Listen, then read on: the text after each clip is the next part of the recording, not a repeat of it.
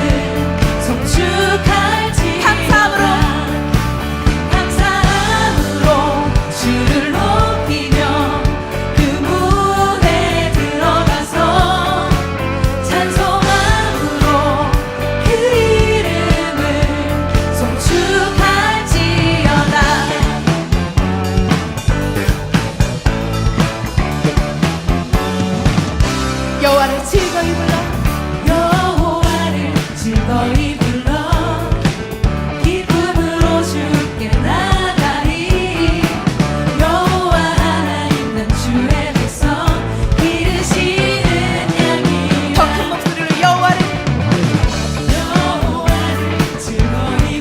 기쁨으로 주께 나가리 여호와 하나님 난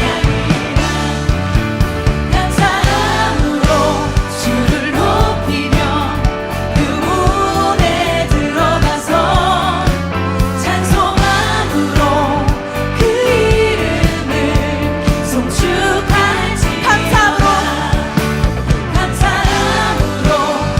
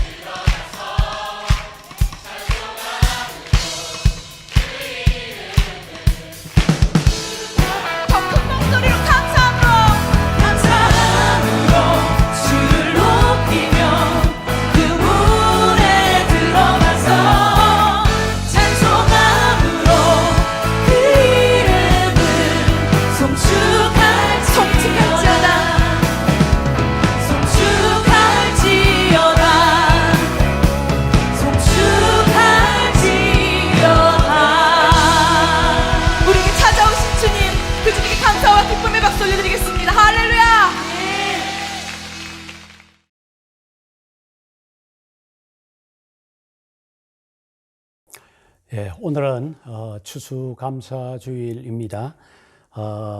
우리의 예배가 감사가 넘치는 그런 예배가 되었으면 좋겠습니다. 우리 다 같이 묵상기도 드림으로써 예배를 시작하도록 하겠습니다.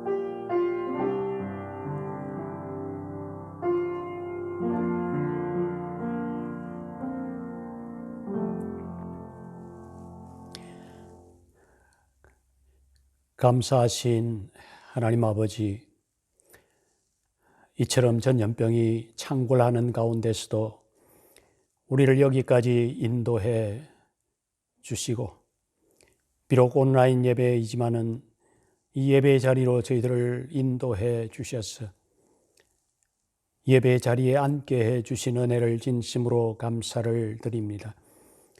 이 한 시간 예배를 통해서 우리의 가슴 속에 새롭게 넘치는 감사가 있게 하시고 은혜로운 예배가 되게 하시고 우리의 예배를 통해서 우리 하나님께만 영광이 되어지는 그런 예배를 올려드릴 수 있게 해 주시옵소서. 성령 하나님, 우리 온 성도들의 마음을 주장해 주시옵소서. 예수님 이름으로 기도합니다. 아멘. 찬송 66장 하겠습니다.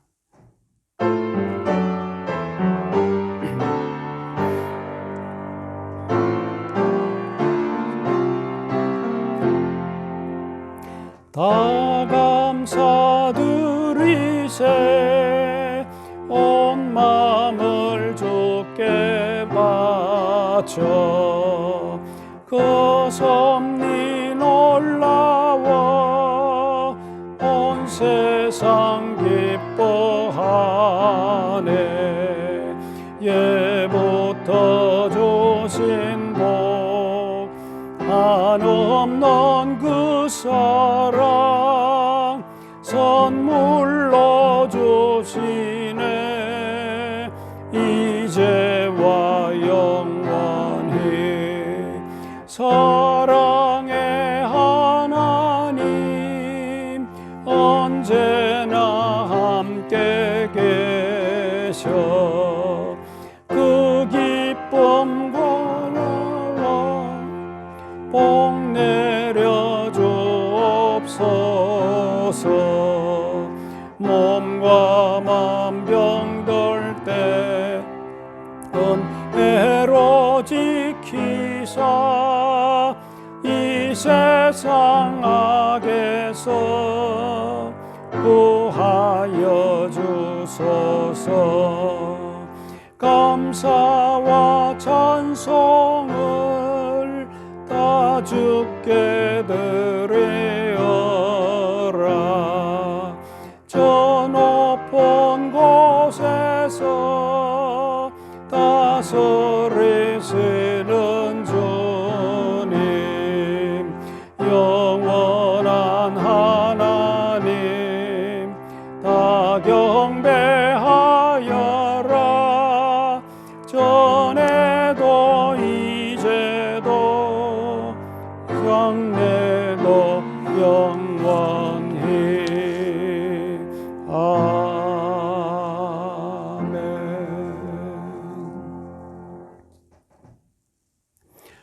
이 시간 우리의 마음을 모아서 예배를 시작하면서 사죄의 기도를 먼저 드리도록 하겠습니다.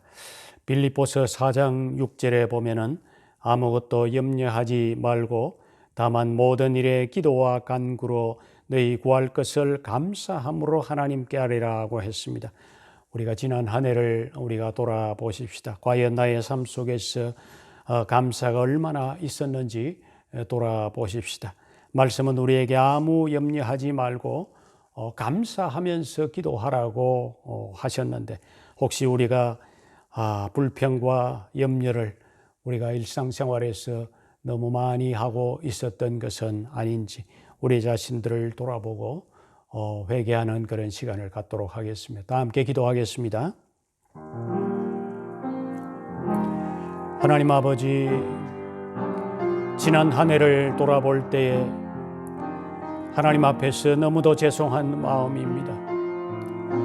하나님은 염려하지 말라고 했는데 우리는 너무도 그동안 코로나 전염병으로 인해서 일상적인 삶을 살지 못한다고 마음에 불평하고, 또 어려운 경제적인 상황으로 계획된 일들이 제대로 되지 못한다고 우리가 정말 마음에 불편한 마음을 가지고 경제적인 문제로 염려하고 미래의 삶을 두고 걱정하고 정말 하나님의 살아계심을 신뢰하지 못하고 살아갔던 우리들의 모습들이 있었던 것을 기억합니다. 말씀은 분명히 염려하지 말고 감사함으로 하나님께 아뢰라고 했는데, 하나님이여, 우리가 불평하고 염려하고 하나님의 살아계심을 의심하고 있었던 그런 모습은 우리에게 없는지 한번 돌아보면서, 하나님이여, 우리의 자신들을 그동안 잘못되었던 것 돌아보면서 주님 용서를 구합니다. 우리를 용서해 주시옵소서. 이제는 때때로 정말 우리의 삶 속에 어렵고 힘든 일들이 때때로 다가오더라도 하나님을 의심하고 불평하고 염려하는 자리에 들지 않게 하시고 온전히 성령 하나님 의지하면서 나아갈 수 있게 해 주시옵소서. 우리를 지켜 주시옵소서. 우리를 권고해 주시옵소서. 예수님 이름으로 기도합니다. 아멘. 시편 86편 5절에서 주는 선하사 사죄하기를 즐거워하시며 주께 부르짖는 자에게 인자함이 구하심이니이다 라고 했습니다. 우리가 진심으로 우리의 죄를 고백을 하면은 우리를 사죄해 주시기를 즐거워하신다고 했습니다. 우리의 기도를 들으시고 용서해 주신 줄로 믿습니다. 아멘. 이 시간에 우리의 신앙을 고백하는 시간을 갖도록 하겠습니다. 다 같이 사도신경으로 우리의 신앙을 고백하겠습니다. 나는 전능하신 아버지 하나님 천지의 창조주를 믿습니다. 나는 그의 유일하신 아들 우리 주 예수 그리스도를 믿습니다. 그는 성령으로 잉태되어 동정녀 마리아에게서 나시고 본디오 빌라도에게 고난을 받아 십자가에 못 박혀 죽으시고 장사된 지 사흘 만에 죽은 자 가운데서 다시 살아나셨으며 하늘에 오르시어 전능하신 아버지 하나님 우편에 앉아 계시다가 거기로부터 살아있는 자와 죽은 자를 심판하러 오십니다. 나는 성령을 믿으며 거룩한 공교회와 성도의 교제와 죄를 용서받는 것과 몸의 부활과 영생을 믿습니다. 아멘. 이 시간에는 우리 이기영 집사님 나오셔서 기도 인도해 주시겠습니다. 전능하신 하나님 아버지, 이 시간 저희를 사랑하사 정해진 시간을 구별하여 온 마음과 정성을 다하여 거룩한 주일 아침 예배를 드리게 하여 주시니 감사합니다.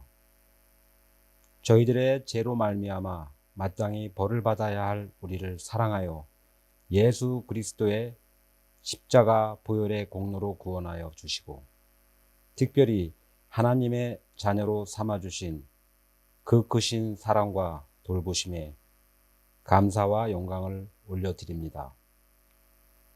지나간 시간 속에 우리의 모습을 되돌아보며 주님의 말씀을 따라 살기보다는 세상적인 것들에 빠져 하나님의 뜻을 분별하지 못하고 하나라도 더 우리의 사사로운 이익을 채우려 했음을 고백합니다. 이 시간 이후로는 주님께서 기뻐하시는 모습으로 생활하는 저희가 될 수 있도록 저희들의 심령을 새롭게 하여 주시옵소서. 온 세계가 장기적인 코로나 바이러스의 확산으로 경제가 위축되고 제한된 생활 환경으로 인해 저희들의 모두 힘겨운 삶을 살아가고 있습니다. 저희가 아직까지도 온전한 대면 예배를 드리지는 못하지만 우리에게 주어진 모든 순간순간마다 주님을 바라보게 하시고 각 가정에서 신령과 진정으로 예배를 드릴 수 있도록 인도하여 주시옵소서. 지금까지 여러 가지 어려움 속에서도 저희들을 온전히 지켜주시고 감사의 제목들이 있게 하시니 감사합니다. 모두의 생업 가운데 풍성한 수확을 얻게 하여 주시고 육의 양식은 물론 영의 양식도 추수할 수 있도록 은혜 내려주심에 감사를 드립니다. 오늘은 특별히 추수감사 주일로 지킵니다. 간증과 찬양으로 우리와 늘 동행하시는 하나님을 높이는 시간이 되게 하옵소서. 주님 홀로 영광 받으시고 은혜 가운데 마칠 수 있게 하여 주시옵소서. 하나님의 말씀을 대언하여 선포하시는 이현철 목사님께 성령 충만함을 주셔서 선포하시는 말씀으로 우리들의 삶이 변화되게 하시고, 동역하시는 이기영 교육 목사님께도 동일한 은혜를 허락하여 주시옵소서. 오늘 이 예배를 위하여 섬기시는 분들을 축복하여 주시고, 예배를 드리는 우리 모두에게도 은혜와 축복을 내려주시옵소서. 이 모든 것을 주관하시고 역사하시는 거룩하신 예수님 이름으로 기도드렸습니다. 아멘.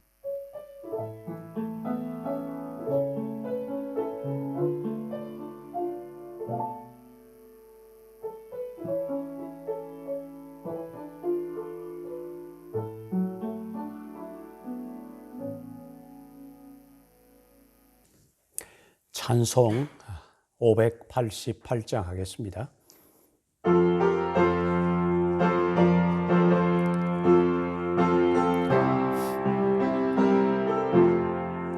공중 나는 새를 보라, 농사하지 않으면 곡식 모아 곡간 안에 들인 것이 없어도 세상 주관하는 주님 새를 먹여주시니, 너희 먹을 것을 위해 근심할 것 무엇냐.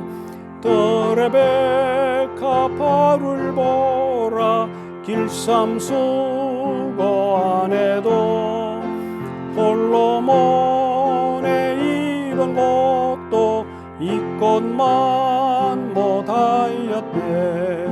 아궁 속에 던질 풀도 귀히빛이거든.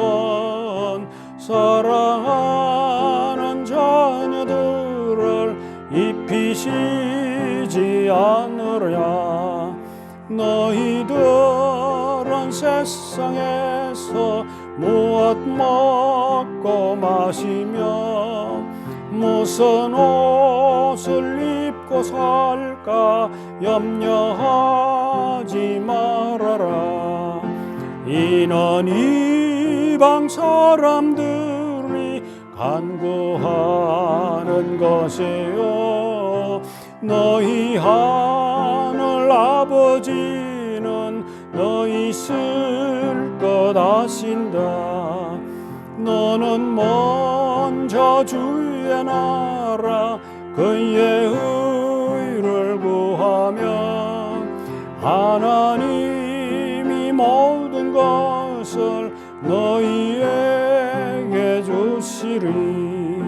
내일 일을 위하여서 아무 염려 말지니, 내일 염려하지 말라.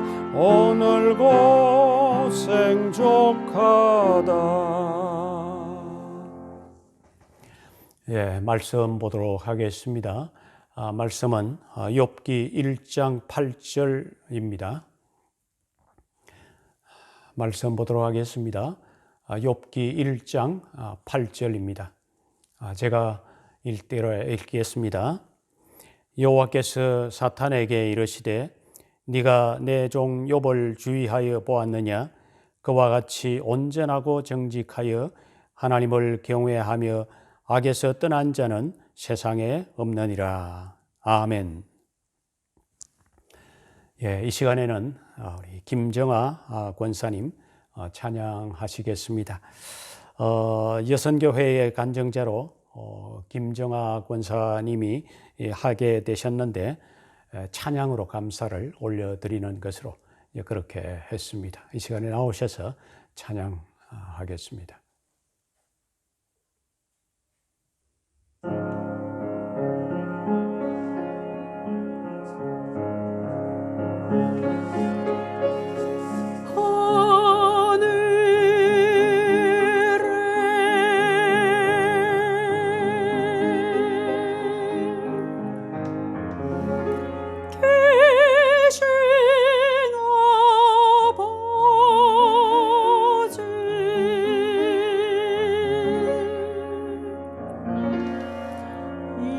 이름 거룩하사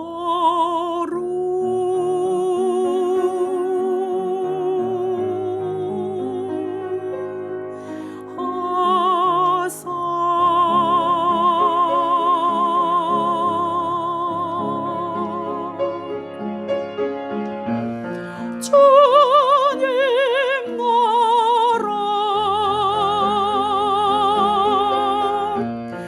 나라 행하시고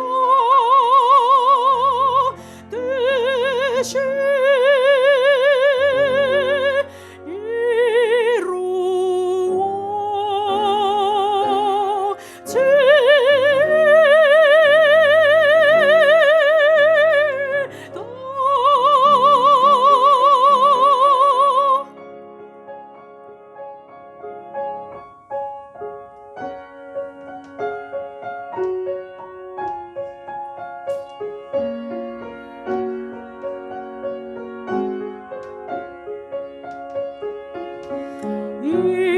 일용할 양식 주시고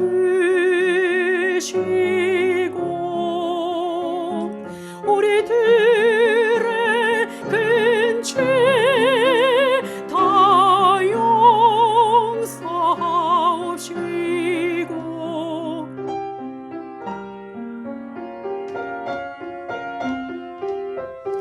또 시험에 들게 마시고 악에서 구원하소서. 대개 주의 나라 주의 권세 주의 영광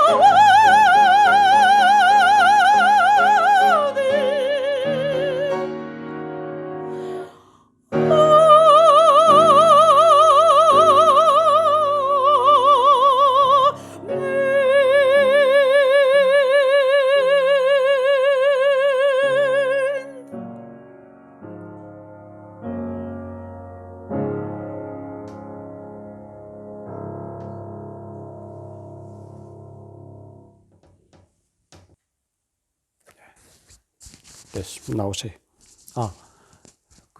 설교 얘기하려. 예, 이 시간에는 말씀 증거하는 시간입니다. 오늘은 이기영 목사님이 말씀을 전하기로 했습니다. 설교 이후에 감사 간증 시간이 있기 때문에 말씀을 짧게 간략하게 우리 이기영 목사님께서 하도록 그렇게 했습니다. 말씀의 제목은 하나님의 자랑입니다. 이 시간 나오셔서 말씀 전거하시겠습니다. 벌써 2020년 추수감사 주일이 되었습니다. 어제 송구영신 예배를 드린 것만 같은데요. 벌써 한 해가 마무리되는 시점입니다. 올해 3월부터 이 코로나 바이러스 때문에 우리가 예상하지 못했던 팬데믹 사태가 일어났습니다. 3월부터 모스크바는 자가격리에 들어갔었고요. 6월까지 사람들이 자유롭게 왕래하지 못하는 상황이었습니다. 그러다가 7월부터 새벽 기도가 다시 시작이 되었고 8월부터 주일 예배를 하나님께 드릴 수가 있었습니다. 이렇게 되돌아보게 되면 눈을 뜨면 오늘은 바이러스 확진자가 얼마나 늘었을까를 이렇게 살펴보았었고요. 내일은 혹시 더 강화된 조치가 일어나지는 않을까라고 이렇게 조마조마하는 마음이 있었습니다. 이렇게 예배를 드릴 수 있게 된 것은 하나님의 큰 은혜라고 말할 수밖에 없습니다. 그러나 다시 9월 말부터 바이러스 확진자가 늘어나기 시작을 했고요. 이번 주에 이렇게 살펴보니까 5천 명 전후에 이 바이러스 확진자가 하루에 나타나게 돼서 다시 조금씩 조치들을 모스크바시에서 하고 있습니다. 혹시 이러다가 또 잠시 또 예배를 중단하는 그런 또 일이 일어나지 않을까 염려하면서 기도하는 마음을 갖게 됩니다. 세상에 왜 이렇게 고난은 계속 일어나는 것일까요? 그렇다면 하나님은 고난에 대해서 어떻게 말씀을 하고 계신지 성도들은 잘 이해를 하고 있어야 합니다.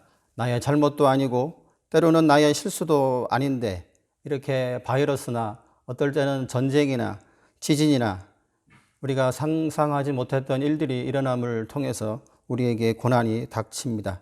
오늘 본문을 통해서 과연 고난은 무엇이고 이 고난이 어떻게 하나님의 자랑과 연결이 되어 있는지 함께 살펴보는 시간을 갖기를 원합니다.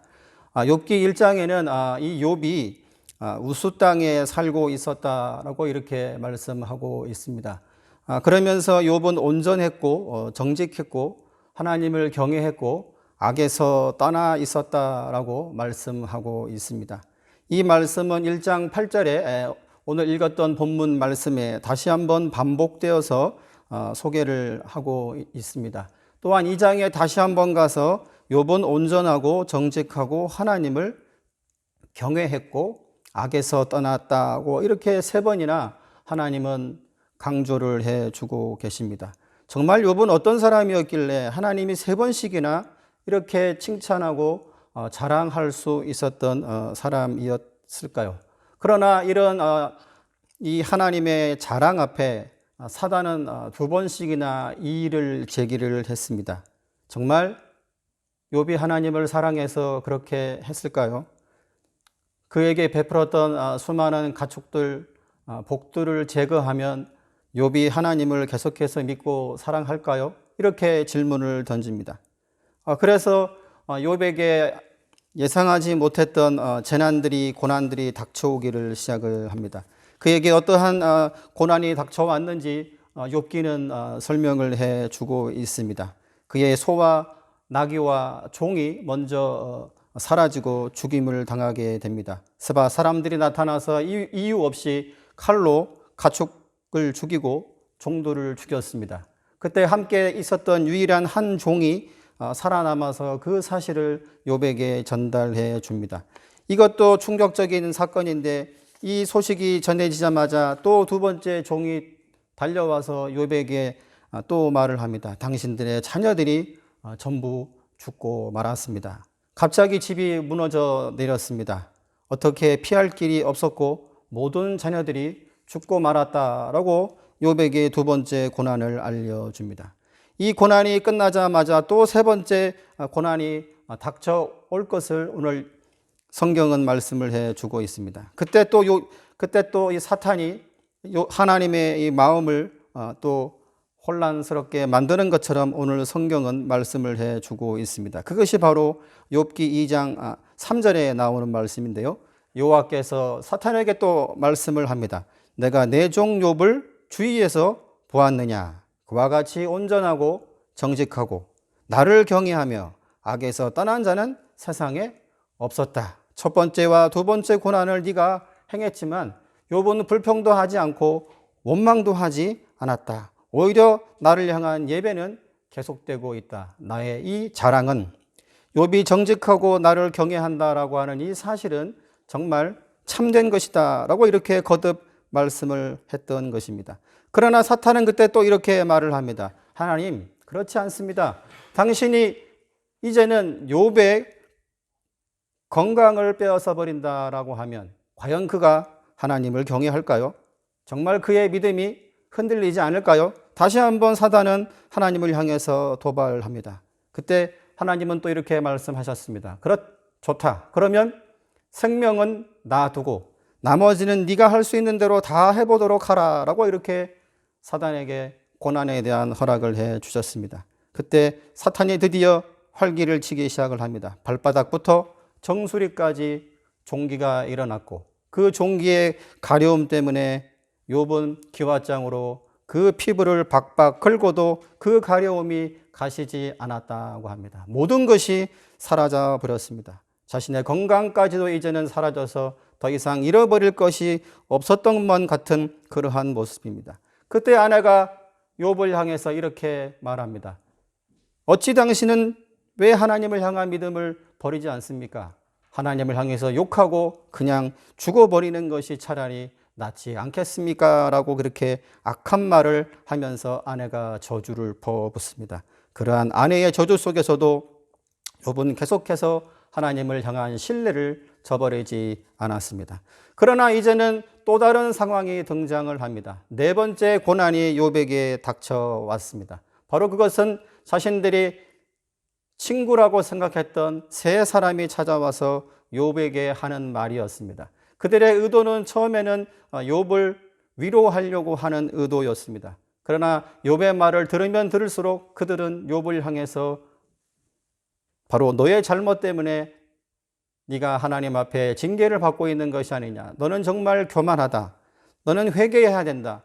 이 고난은 너의 잘못 때문에 온 것이지 다른 이유 때문에 온 것이 아니다라고 하면서 너무나도 슬프고 괴로웠던 욥의 마음을 계속해서 공격하고 너의 죄 때문에 이 일이 일어난 것이니 너는 회개하는 것이 마땅하다라고 하면서 욥을 공격하는 친구들이 나타나게 됩니다. 그러한 친구들 때문에 욥은 더 마음이 상하고 그들과 변론하면서 끝없는 논쟁 속에 휘말리며 자신의 처한 그 상황을 안타깝게 자신을 바라볼 수밖에 없었습니다. 그러나 그러한 친구들의 그 공격 속에서도 욥은 하나님을 향한 믿음을 잃지 않고 자신의 신앙을 지키고 그 고난 속에서 하나님의 뜻이 무엇인지를 기다리는 모습들을 우리는 발견할 수가 있습니다.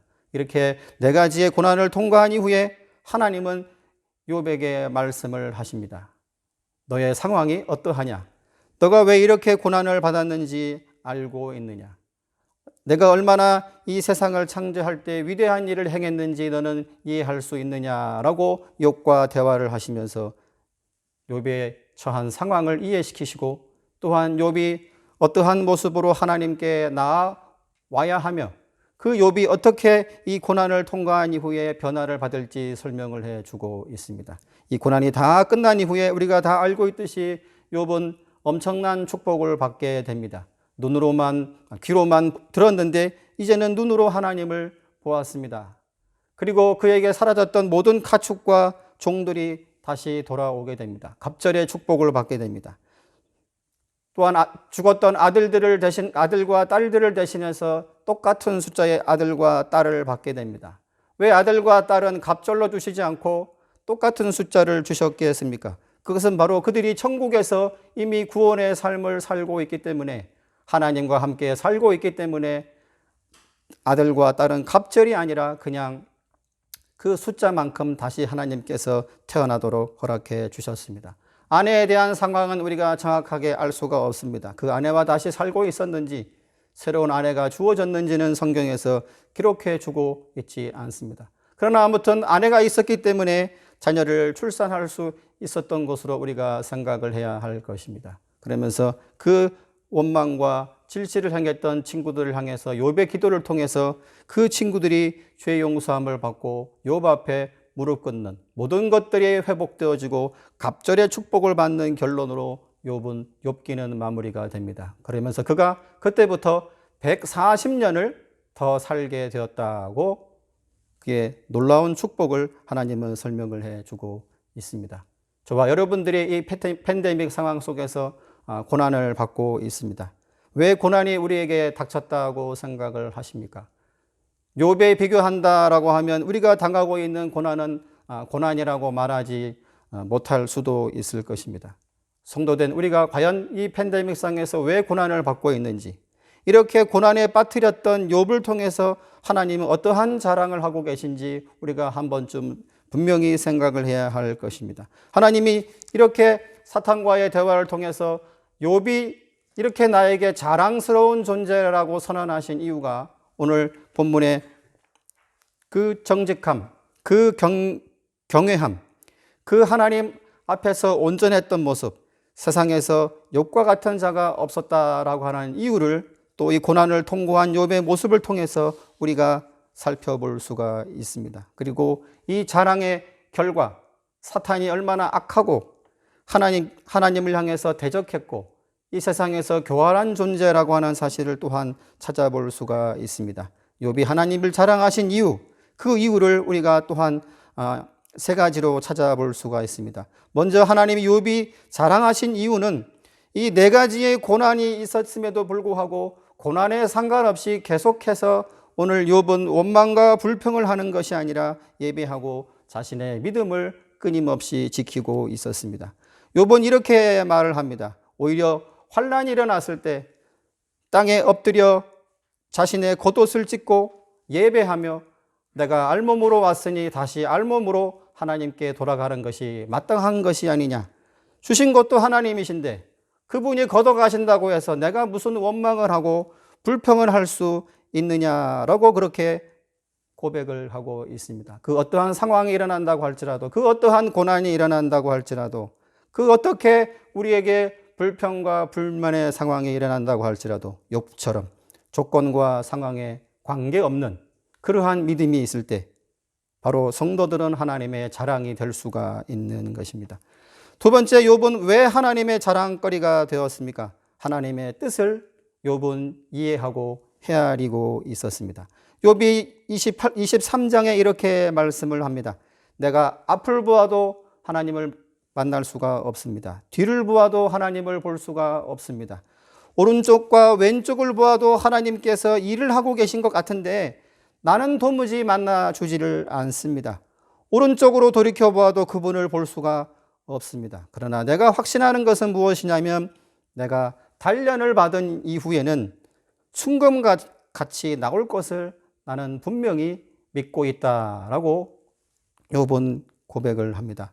욥 앞에 하나님은 절대로 지금 응답을 하고 계시지 않습니다. 나타나지도 않습니다. 예배를 드려도 그 어떠한 의도를 하나님은 내색하고 있지 않습니다. 그럼에도 오늘 욥은 이 고난을 통해서 하나님께서 나에게 어떠한 의도를 갖고 계실까라고 하는 것을 분명히 생각하고 있습니다. 그리고 믿음을 저버리지 않고 믿음을 지키고 그 하나님의 뜻이 명확하게 나타날 것을 기다리고 그것을 믿고 그때가 언제인지를 고대하면서 이 고난 앞에 욥은 묵묵히 이 고난을 이겨내는 모습을 보이고 있는 것입니다. 이 코로나라고 하는 이 팬데믹 상황 속에서 도대체 하나님의 뜻이 무엇일까를 우리는 종종 생각을 합니다. 이것이 언제 끝나고 도대체 이 답은 무엇이고 이 해결책이 무엇일까라고 우리는 우리 자신에게 또 주변의 이웃들에게 국가에게 묻기도 합니다. 그러나 하나님은 때가 되시면 우리에게 말씀하실 겁니다. 하나님의 뜻을 기다리고 하나님의 뜻을 헤아리고 있는 우리들에게 하나님은 내가 바로 이러한 이유 때문에 너희들을 연단했고 이러한 이유 때문에 너희는 순금과 같이 나올 것이다 라고 우리에게 말씀을 해 주실 것입니다. 세 번째, 왜 하나님은 욥을 자랑하고 계십니까?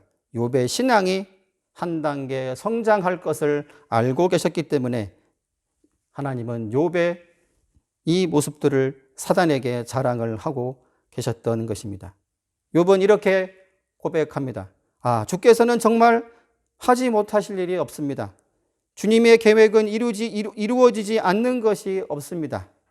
정말 저는 죄인이고 하나님 앞에 회개할 수밖에 없는 존재입니다. 제가 그동안 하나님을 귀로만 들었습니다. 그러나 이 고난을 통해서 이제 저는 정말 하나님을 눈으로 보게 되었습니다. 라고 욥은 고백을 합니다. 이 고난이 욥의 신앙을 성숙시켰습니다. 이 고난이 욥을 정금과 같이 나오게 해 주었습니다. 그리고 이 고난의 결과가 금생과 내생에 놀라운 축복이 있다라고 하는 것을 욥은 체험하게 되었습니다. 그 자랑의 결과가 무엇입니까?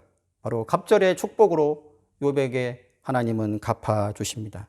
바로 그 하나님의 자랑은 사탄의 그 대적이 잘못된 것인 것을 이 세상에 공포할 뿐만 아니라 비록 약하고 연약한 존재처럼 보였던 그 동방에 살고 있었던 욥이라고 하는 그 한 사람을 통해서 하나님은 어떻게 역사하시는지, 어떻게 하나님을 믿는 자가 하나님의 자랑거리가 되는지를 분명하게 선포를 해주고 계신 것입니다.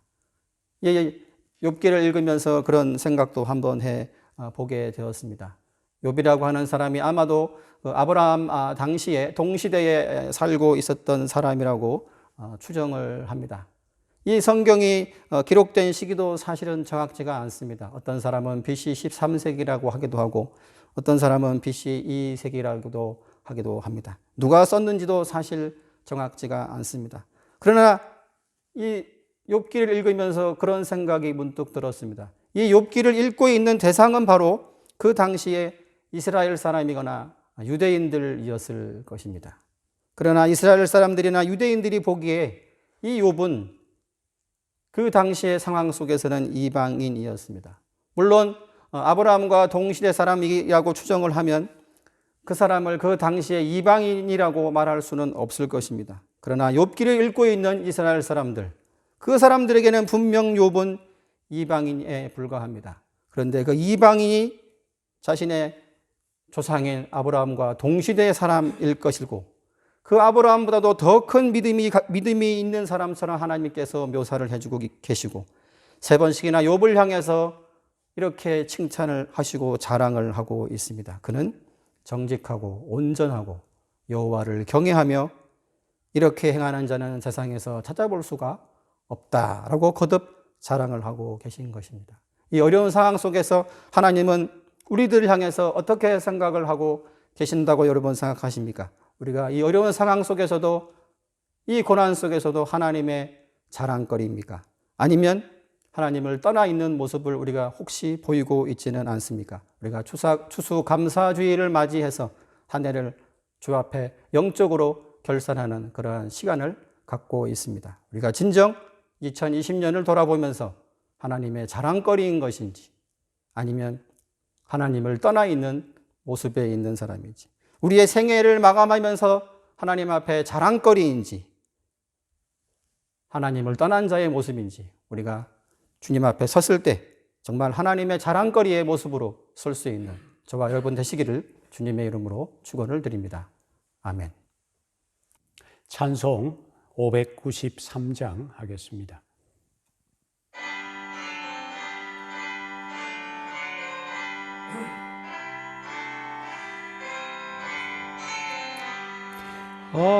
아름다운 하늘과 묘한 세상 주시고 많은 사랑 베풀어 오래 길러주시니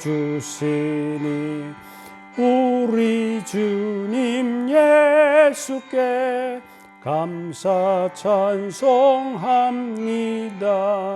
산과 들의 초목을 울창하게 하시고 산과 별의 광채를 밤에 보여주시니 우리 주님 예수께 감사 찬송합니다. 눈과 귀를 밝히사 마음과 뜻이 합하고 신기하게 움직여 묘한 조화 이루니 우리 주님 예수께 감사 찬송합니다. 부모 자녀 애정과 형제 자매 우애와 친구들의 사랑을 나누도록 하시리 우리 주님 예수께 감사 찬송합니다. 거룩한 손 가지고 봉사하는 교회가 순결함과 사랑을 나타내게 하시니 우리 주님 예수께 감사 찬송합니다. 주는 인류 위하여 십자가에 달리사 땅의 평화 이루고 하늘 기쁨 주시니 우리 주님 예수께 감사 찬송합니다. 아멘. 예, 이 시간에는 감사 간증을 하는 시간을 갖도록 하겠습니다. 각 기관에서 추천되어진 분들이 올해 임직을 받으신 분들이 추천이 되셨습니다. 그리고 대학부 청년부에서는 김사무엘 학생이 추천되어 오늘 간증을 이렇게 하게 되었습니다. 순서는 최광열 장로님 먼저 하시고 김사무엘 학생 그리고 이기영 집사님 순서로 그렇게 하도록 하겠습니다. 먼저 최광열 장로님 나오셔서 간증해 주시겠습니다. 저는 모스크바에 오기 전에는 하나님을 믿지 않았습니다. 집사라는 직분은 있었지만 그냥 교회에 다니는 것이 전부였습니다.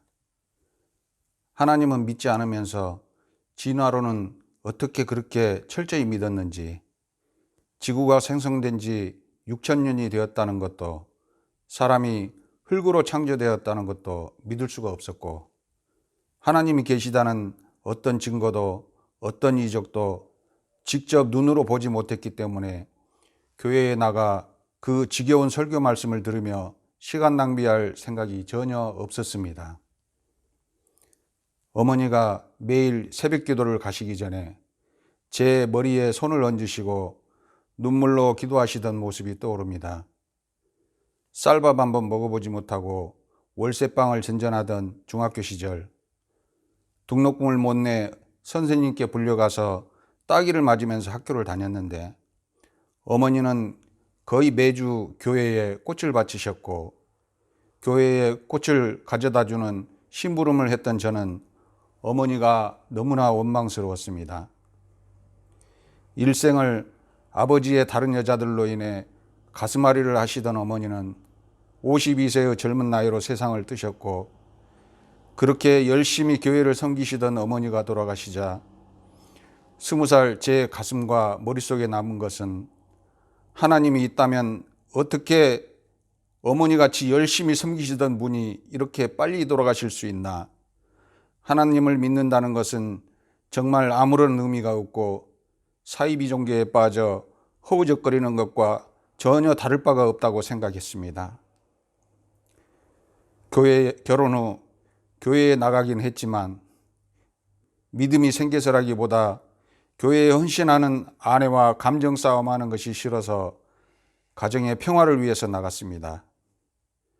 프리랜서로 해외에서 일할 때가 많았는데 그렇게 가족과 떨어져 있을 때는 교회에 나가지 않아도 된다는 해방감으로 오히려 마음이 홀가분했습니다. 모스크바에 온 후 법인장님의 강요로 아버지 학교에 나가게 되었는데 그것이 계기가 되어 성경을 한 번도 읽어보지 않고 기독교에 대한 반론을 편다는 것은 문제가 있다는 생각에 일독을 목표로 성경 읽기를 시작했습니다.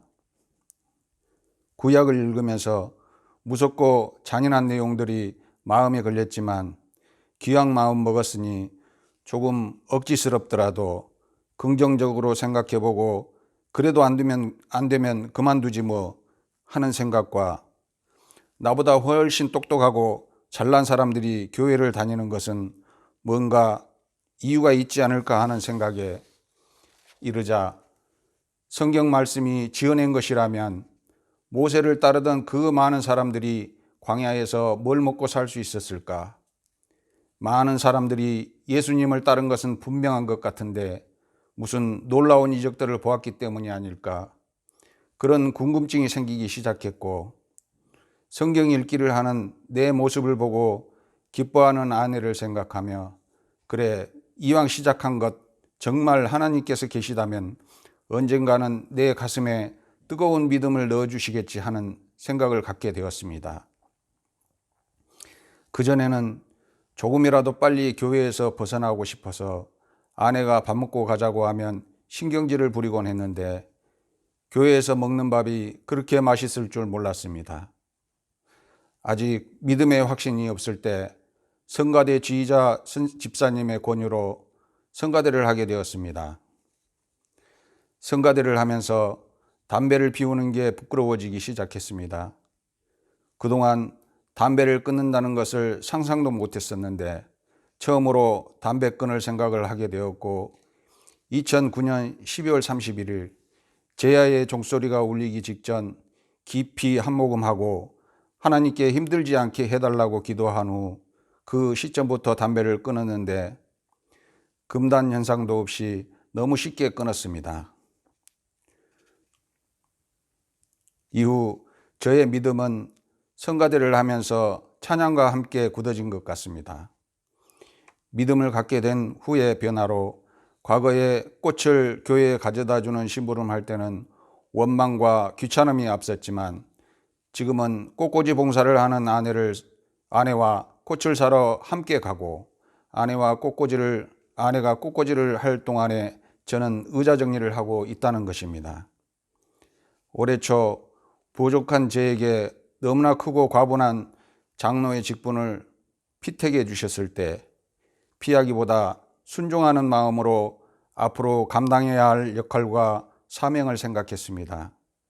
하지만 코로나로 하늘길이 막히고 수입이 끊겨 생업에 어려움을 겪게 되었을 때 최대한 버틸 수 있는 기한을 계산해 보니 그때가 9월까지라 예상되었고 장로 임직 또한 9월이라 장로고시를 준비하면서 귀국해야 할 상황이 된다면 어떻게 해야 할지 많은 고민을 했습니다. 그때마다 피택해 주셨으니 하나님께서 책임지시겠지 하는 마음으로 하나님을 의지하기로 마음을 굳혔지만 불안한 마음과 무책임한 것 같다는 생각에 또다시 하나님께 기도로 매달릴 수밖에 없었습니다. 그런데 9월이 채 끝나기도 전에 하나님께서 기도의 응답을 주셨습니다. 하늘길이 열렸고 예약 전화가 밀려들기 시작했습니다. 마르지 않는 샘물처럼 필요할 때 공급하고 채워주시는 하나님이 계신 것입니다. 이 모든 것이 제 삶 속에 역사하시는 하나님의 증거임을 고백합니다. 아직 코로나가 끝나지는 않았지만 필요할 때 채워주시는 하나님을 믿으며 그동안 저희를 위해 기도해 주시고 마음속 깊이 응원해 주신 목사님과 사모님 그리고 장로님, 권사님 모든 성도님께 깊은 감사의 말씀을 드립니다. 감사합니다. 네, 이제 김사무엘 학생 나와서 간증해 주시도록 하겠습니다. 모스크바 장로교회 여러분 안녕하세요. 저는 2018년부터 유학생활을 하고 있는 김사무엘이라고 합니다. 벌써 모스크바에 와서 공부를 한 지 3년이라는 시간이 지났습니다. 그동안에도 정말 감사한 일들이 많았지만 올해는 정말 감사하지 않고는 보낼 수 없었던 시간이었습니다. 모두들 아시다시피 코로나 바이러스라는 전염병으로 인해 얼마 전까지만 해도 이렇게 모여서 예배를 드릴 수가 없었습니다. 하지만 이 전염병으로 인해 모두가 예배의 소중함을 깨닫고 예배의 본질을 알게 되는 시간이었다고 저는 생각합니다. 먼저 비록 제한된 상황에서 성도님들과 모두 다 함께 예배를 드리지는 못하지만 이렇게 주일 11시 온라인, 오프라인으로 마음을 모아 예배를 드릴 수 있다는 것에 하나님께 감사를 드립니다. 첫 번째로 아시는 분도 계시겠지만 제가 얼마 전부터 예배 영상 편집과 주일 예배 방송부로 섬기고 있습니다. 없는 시간을 쪼개 예배를 위해 사용하는 일이 처음에는 정말 힘들었습니다. 저만의 쉬는 시간을 예배를 위해 또 하나님을 위해 드리는 것이 익숙치 않았었나 봅니다. 영상 편집을 할 때면 이 시간에 조금 쉴 수 있지 않을까? 라는 생각이 자주 들었습니다. 또 주일에 1시간 정도 먼저 나와 예배를 준비할 때는 집에서 1시간만 더 잠을 잤으면 이렇게 피곤하지는 않았을걸 하는 생각이 자주 들고는 했습니다. 하지만 이를 통해서 예배를 위해 얼마나 많은 사람들의 수고와 노력이 필요한지, 또 하나님의 이끄심 없이는 아무것도 이루어질 수 없다는 것을 깨닫게 되었습니다. 전에는 느낄 수 없었던 예배의 소중함을 더욱 알게 되는 시간이었습니다. 비록 제 시간은 더욱 적어지고 조금 피곤하기는 하지만 감사하게도 저는 이 시간이 하나님과 더욱 가까워지는 데 쓰여지고 있다고 생각합니다. 데살로니가전서 5장 16절에는 항상 기뻐하라, 쉬지 말고 기도하라, 범사에 감사하라, 이는 그리스도 예수 안에서 너희를 향하신 하나님의 뜻이니라 라고 말하고 있습니다. 지금도 가끔은 모든 일이 귀찮고 하기 싫고 의미 없어 보이는 것 같지만 하나님께서 주신 일에 기뻐하고 하나님이 주신 일을 위해 기도하고 일어나는 모든 일에 감사하며 살아가려고 합니다. 두 번째로, 저는 지금 철학과를 다니고 있습니다. 저희 과에는 외국인들이 없어 러시아 학생들과 수업을 같이 듣고 있습니다. 교수님들도 당연히 저 하나를 위해 수업을 준비하시지는 않기 때문에 수업 내용 모든 것을 다 따라가지는 못했었습니다. 하지만 감사하게도 좋은 친구들과 좋은 교수님들을 만나 무사히 1학년을 마치고 2학년이 되었습니다. 이것저것 물어보는 외국인 학생이 싫을 수도 있었겠지만 사소한 질문에도 잘 대답해주는 친구들과 조금은 이상한 질문에도 친절히 답해주시는 교수님들을 만나게 해주심에 하나님께 감사를 드립니다. 마태복음 6장 25절 26절에는 그러므로 내가 너희에게 이르노니 목숨을 위하여 무엇을 먹을까 무엇을 마실까 몸을 위하여 무엇을 입을까 염려하지 말라. 목숨이 음식보다 중하지 아니하며 몸이 의복보다 중하지 아니하냐. 공중의 새를 보라. 심지도 않고 거두지도 않고 창고에 모아들이지도 아니하되 너희 하늘 아버지께서 기르시나니 너희는 이것들보다 귀하지 아니하냐 라는 말씀이 있습니다.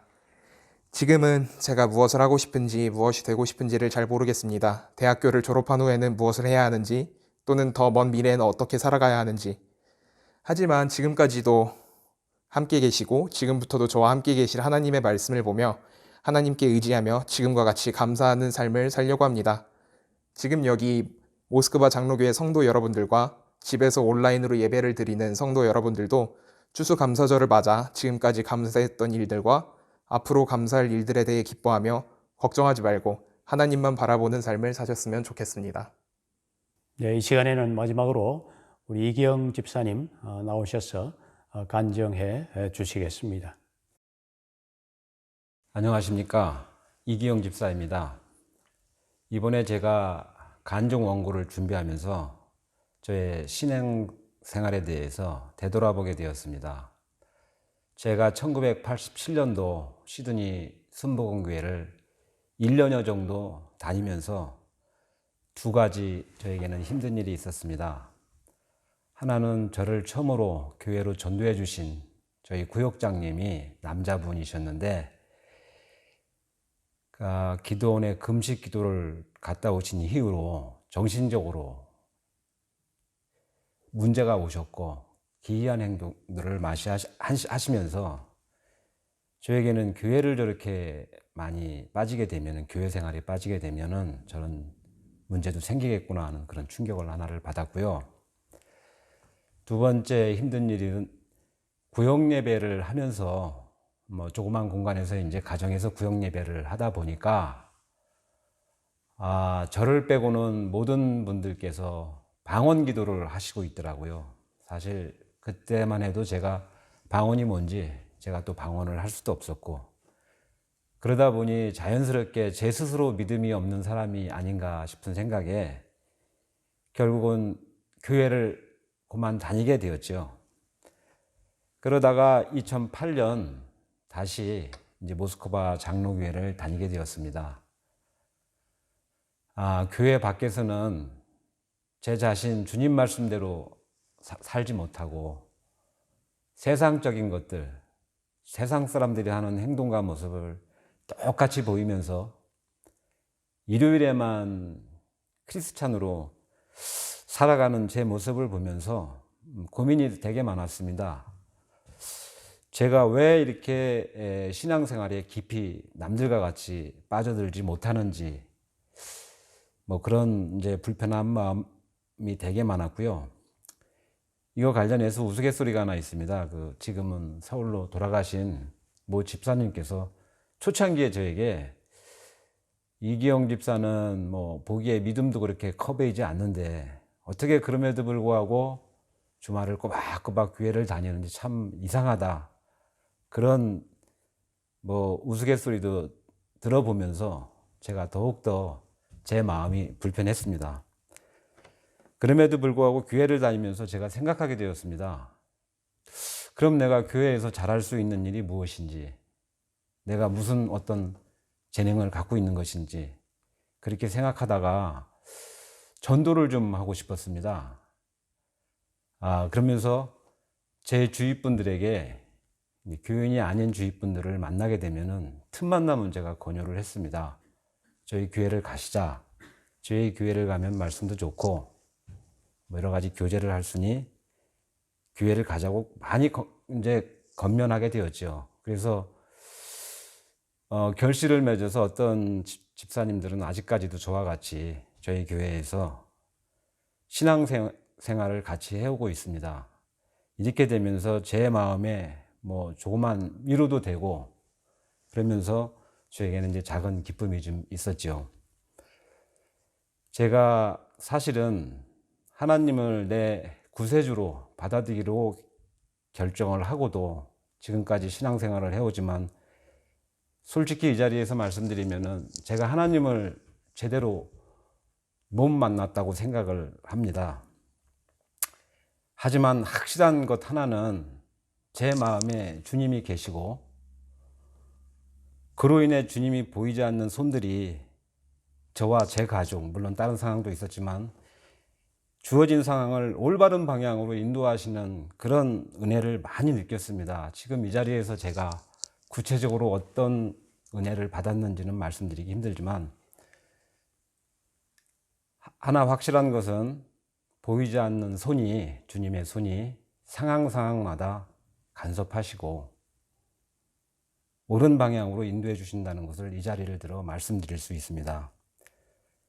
그래서 지금은 제가 주님을 좀 더 깊이 만날 수 있기를 갈망하며 간구하고 그런 신앙생활을 하기 위해서 노력을 하고 있습니다. 앞으로 더욱더 말씀에 순종해서 하나님을 기쁘게 하는 사람이 될 수 있도록 노력을 할 것이며 성도님들도 많은 기도를 부탁드리겠습니다.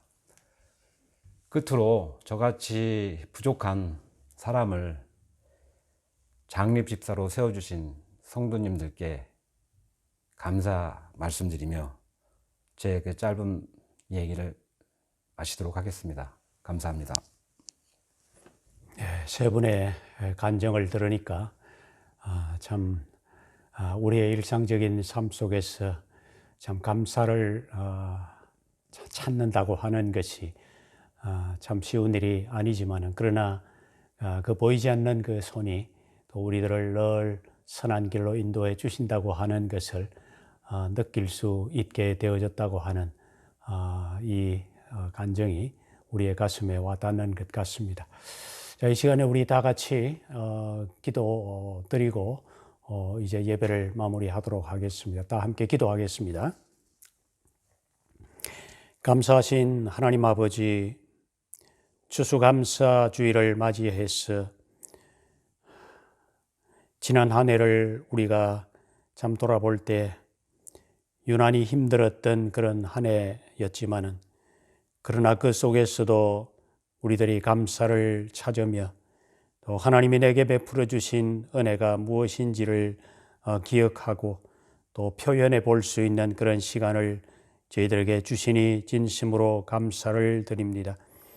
오늘 이렇게 몇 분들의 짧은 감사의 표현이지만은 하나님 아버지, 우리 모든 성도님 한 사람 한 사람들이 마음속에 다 하나님을 향한 그 감사가 있는 줄 믿습니다. 그 모든 감사를 하나님 받아주시고 영광 받으시옵소서. 또 그들의 일상적인 삶 속에서 감사를 표현하게 하시고 그 감사의 표현을 통해서 더 큰 감사를 발견하고 더 많은 감사의 제목들을 얻을 수 있는 그런 복된 삶이 되게 해 주시옵소서. 그들의 자녀들에게 감사가 있게 하시고 직장과 사업장에 감사할 것이 있게 해 주시옵소서. 오늘도 감사의 마음을 드리면서 또 이렇게 예물을 드리는 이 모든 것 하나님 받으시고 영광 받아 주시옵소서. 예수님 이름으로 기도합니다. 아멘. 이 시간 10월의 기도하고 마치도록 하겠습니다. 코로나 전염병으로 너무도 힘든 한 해를 보냈지만 그 속에서도 잔잔히 흐르는 하나님의 은혜와 감사를 찾으며 이 하나님의 은혜와 감사를 무엇으로 보답할 것인지를 깊이 묵상함으로 새로운 하나님의 임재를 경험하게 하옵소서. 무슨 일을 하든지 먼저 주의 나라와 주의 의를 구하며 러시아인과 한인들에게 복음으로 심장을 뛰게 만드는 교회가 되게 하시고 차세대 교육에 힘쓰는 건강한 교회로 성장할 수 있게 은혜 부어 주소서.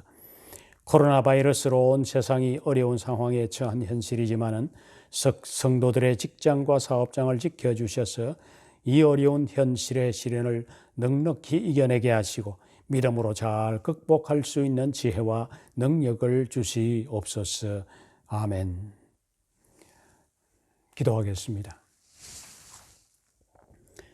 우리를 구원하신 예수 그리스도의 은혜와 하나님 아버지의 사랑과 성령의 교통하심이 오늘도 추수감사 예배를 드린 우리 모든 성도들의 마음속에 정말 이제는 이전보다 더 많은 감사를 찾으며 그 감사를 하나님께 돌려드리겠다고 마음에 결심하는 성도들과 특별히 오늘 간증을 하면서 하나님 앞에 감사를 나눈 성도들 위해 지금부터 영원토록 함께 계실지어다. 아멘.